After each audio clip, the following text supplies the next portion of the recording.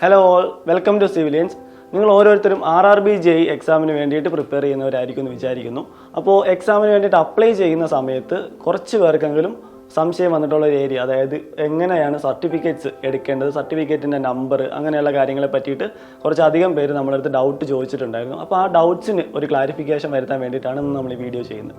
അപ്പോൾ ഈ വീഡിയോയിൽ മെയിനായിട്ട് നമ്മൾ ഡിസ്കസ് ചെയ്യുന്ന കാര്യങ്ങൾ OBC NCL സർട്ടിഫിക്കറ്റ്, അതുപോലെ തന്നെ EWS certificate, SC ST certificates, ഈ സർട്ടിഫിക്കറ്റ്സ് ഒക്കെ ഏത് ഫോർമാറ്റിൽ വേണം, ഇതെങ്ങനെ എടുക്കാം എന്നുള്ള കാര്യങ്ങളാണ് നമ്മൾ ഈ വീഡിയോയിൽ ഇന്ന് നോക്കാൻ പോകുന്നത്.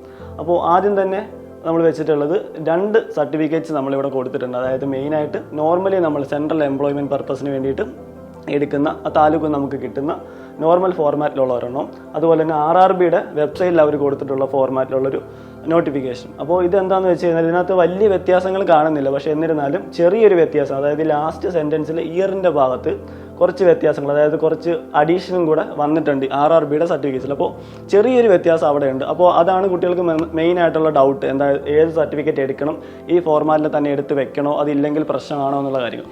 അപ്പോൾ അങ്ങനെ ഒരുപാട് സംശയങ്ങൾ വന്നുകൊണ്ട് തന്നെ അതിലൊരു ക്ലാരിഫിക്കേഷൻ വരുത്തുക. അതായത് നിങ്ങളുടെ കയ്യിലുള്ള ഫോർമാറ്റിൽ വ്യത്യാസങ്ങൾ ഉണ്ടെന്ന് വിചാരിച്ച് നമ്മൾ പേടിക്കേണ്ട കാര്യമില്ല. വാലിഡ് ആയിട്ടുള്ള ഒരു സർട്ടിഫിക്കറ്റ്, അതായത് നമ്മൾ ആപ്ലിക്കേഷൻ എൻഡ് ഡേറ്റിന് മുൻപ് വാലിഡ് ആയിട്ടുള്ള ഒരു സർട്ടിഫിക്കറ്റ് നമ്മുടെ കയ്യിലുണ്ടായിരുന്നാൽ മതി. അത് സെൻട്രൽ എംപ്ലോയ്മെൻറ്റ് പർപ്പസിന് എടുത്തതായിരിക്കണം എന്ന് മാത്രം. അതായത് സ്റ്റേറ്റ് എംപ്ലോയ്മെൻറ്റ് പർപ്പസിന് എടുത്തതാവരുത്, സെൻട്രൽ എംപ്ലോയ്മെൻറ്റ് പർപ്പസിന് വേണ്ടിയിട്ട് എടുത്തതാവണം. ഇത് മാത്രമാണ് RRB സ്പെസിഫൈ ചെയ്ത് പറയുന്നത്.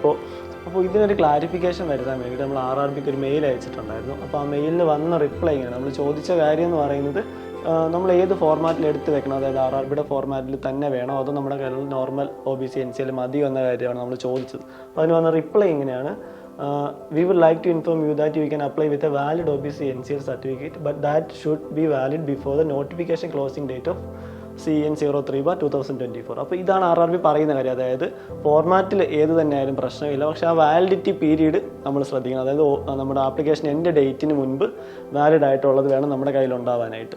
അപ്പോൾ അതൊന്ന് ശ്രദ്ധിച്ചിരുന്നാൽ മതി. അതുപോലെ തന്നെ RRB അവരുടെ വെബ്സൈറ്റിൽ നമ്മുടെ നോട്ടിഫിക്കേഷനോടൊപ്പം ഒരു കാര്യം കൂടെ പറയുന്നുണ്ട്. അതായത് candidates who wish to be considered against vacancies reserved or seek age relaxation must submit the requisite relevant certificate in original from the competent authority in the prescribed format at the time of DV. അതായത് നമ്മൾ ഏതെങ്കിലും രീതിയിലുള്ള age റിലാക്സേഷനോ മറ്റു കാര്യങ്ങളോ avail ചെയ്യുന്നുണ്ടെങ്കിൽ നമ്മൾ ആ RRB പറയുന്ന ഫോർമാറ്റിലുള്ള സർട്ടിഫിക്കറ്റ്സ് DVയുടെ സമയത്ത് വെക്കണം എന്നുള്ളത്. അപ്പോൾ ഈ ഒരു കാര്യം കൂടെ നോട്ടിഫിക്കേഷൻ്റെ കൂടെ ഉള്ളത് കൊണ്ട് തന്നെ നമ്മൾ ഒരു സേഫ്റ്റിക്ക് വേണ്ടിയിട്ട് RRBയുടെ അതേ ഫോർമാറ്റിലുള്ള സർട്ടിഫിക്കറ്റ്സ് കൂടെ എടുത്ത് വെക്കുക എന്നതാണ് നമ്മൾ സ്റ്റുഡൻസിനോട് പറയുന്ന ഒരു കാര്യം. ഇപ്പോൾ ബുദ്ധിമുട്ടില്ല എന്നുണ്ടെങ്കിൽ, അല്ലെങ്കിൽ നമുക്ക് കിട്ടാൻ വലിയ ബുദ്ധിമുട്ടില്ല, ഒരുപാട് ഓടി നടക്കണ്ട എന്നുണ്ടെങ്കിൽ അതുകൂടെ എടുത്ത് വെച്ചാൽ നമ്മൾ അത്രയും സേഫാണ് എന്നുള്ളത് കൊണ്ടാണ് നമ്മൾ പറയുന്നത് ആ സർട്ടിഫിക്കറ്റ് കൂടെ എടുക്കാനായിട്ട്. അപ്പോൾ ആ RRBയുടെ ഫോർമാറ്റിൽ അവരുടെ നോട്ടിഫിക്കേഷനോടൊപ്പം ഉള്ള സർട്ടിഫിക്കറ്റ് എങ്ങനെ എടുക്കാം എന്നുള്ള കാര്യം കൂടെ ഒന്ന് പറഞ്ഞു തരാം. അപ്പോൾ നോർമലി നിലവിൽ നിങ്ങളുടെ കയ്യിൽ വാലിഡ് ആയിട്ടുള്ള ഒരു OBC NCL സർട്ടിഫിക്കറ്റ് ഇല്ല എന്നുണ്ടെങ്കിൽ അതിൻ്റെ നോർമൽ പ്രൊസീജിയർ എങ്ങനെയാണെന്ന് വെച്ചാൽ നമ്മൾ ആദ്യമേ അക്ഷയ സെൻറ്ററിൽ പോകും. അക്ഷയ സെൻറ്ററിൽ പോയിട്ട് OBC NCL സർട്ടിഫിക്കറ്റിന് വേണ്ടിയിട്ടുള്ള ആപ്ലിക്കേഷൻ കൊടുക്കുക. അപ്പോൾ അതിൻ്റെ കൂടെ തന്നെ നമ്മുടെ സപ്പോർട്ടിംഗ് ഡോക്യുമെൻറ്റ്സ് കൂടെ അവിടെ കൊടുക്കുക. സപ്പോർട്ടിംഗ് ഡോക്യുമെൻറ്റ്സ് എന്ന് പറഞ്ഞാൽ നമ്മുടെ 10th സർട്ടിഫിക്കറ്റ്, അതുപോലെ ആധാറിൻ്റെ കോപ്പി, അച്ഛൻ്റെ അമ്മയുടെ 10th സർട്ടിഫിക്കറ്റ്, പിന്നെ കരമടച്ച റെസിപ്റ്റ്, ഇങ്ങനെ കുറച്ച് സപ്പോർട്ടിംഗ് ഡോക്യുമെൻറ്റ്സ് അവിടെ കൊടുക്കുക. അത് നേരെ അവിടുന്ന് വില്ലേജിലേക്ക് അത് ഫോർവേഡ് ചെയ്യും. അപ്പോൾ വില്ലേജിൽ ചെന്നിട്ട് നമ്മൾ എന്ത് ചെയ്യണമെന്ന് വെച്ചാൽ ഈ ഒരു ഫോർമാറ്റിൻ്റെ പ്രിൻ്റ് എടുക്കുക. ഈ പ്രിൻറ്റിനോടൊപ്പം തന്നെ അവിടെ നമുക്ക് ഈ ഫോർമാറ്റിലാണ് വേണ്ടത് എന്ന് ഒരു ആപ്ലിക്കേഷൻ അവിടെ കൊടുക്കേണ്ടതായിട്ടുണ്ട്. അപ്പോൾ അതിൻ്റെ ഫോം അവിടെ തന്നെ കിട്ടും. അതും ഫില്ല് ചെയ്ത് ഈ ഫോമും കൂടെ ആയിട്ട് വില്ലേജിൽ കൊടുക്കുക, നമ്മുടെ സപ്പോർട്ടിംഗ് ഡോക്യുമെൻറ്റ്സ് ആയിട്ട്. അപ്പോൾ അവിടെ കൊടുക്കുന്ന സമയത്ത് വില്ലേജ് ഓഫീസർ ഈ കാര്യങ്ങൾ വെരിഫൈ ചെയ്തിട്ട് എന്ത് ചെയ്യും, ഇത് താലൂക്കിലേക്ക് ഫോർവേഡ് ചെയ്യും. താലൂക്കിൽ തഹസിൽദാരുടെ ലെവലിലുള്ള ആളാണ് നമുക്ക് എന്ത് ചെയ്യുന്നത്, ഇത് സീൽ വെച്ച് സൈൻ ചെയ്ത് നമ്പർ ഇട്ട് തരും.